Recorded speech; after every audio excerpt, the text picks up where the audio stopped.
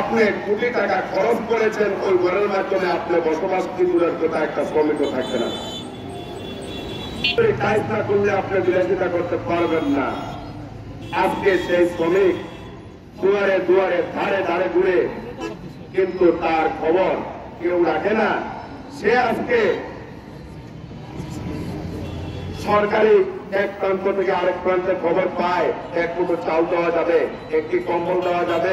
তাই আমরা আজকে এখানে সরকারের কাছে আমাদের প্রথম দাবি, সরকারি উদ্যোগে রাজধানী ঢাকা শহরের থানা ভিত্তিক এবং সারা দেশের জেলা উপজেলা ভিত্তিক নির্মাণ কলোনি স্থাপন করে সুলভ মূল্যে দীর্ঘমেয়াদী লিজ প্রদানের মাধ্যমে আমাদের নির্মাণ শ্রমিকদের বাসস্থান নিশ্চিত করতে হবে। কলোনি মেয়েদের লেখাপড়া, চিকিৎসার সুব্যবস্থা করতে হবে। উপর থেকে পরে হাত ভেঙে যায়, পা ভেঙে যায়, জীবন হারিয়ে যায়। অনেক আশ্বাস পাই, আমাদের জন্য কেন্দ্র খোলা আছে, আমাদের জন্য শ্রমিক কল্যাণ ফাউন্ডেশন দেওয়া আছে, কিন্তু দুঃখের বিষয় হল সত্য।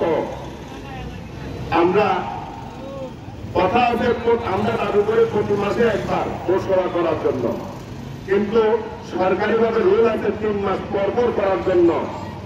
আমরা 6 মাস 1 বছর চলে যায়, বোর্ড মিটিং হয় না। আমরা অসংখ্য আমাদের ফাইলগুলা কোথায় আছে আমরা নিজেরাও জানি না। বাংলাদেশ শ্রমিক কল্যাণ ফাউন্ডেশনের বোর্ড সভা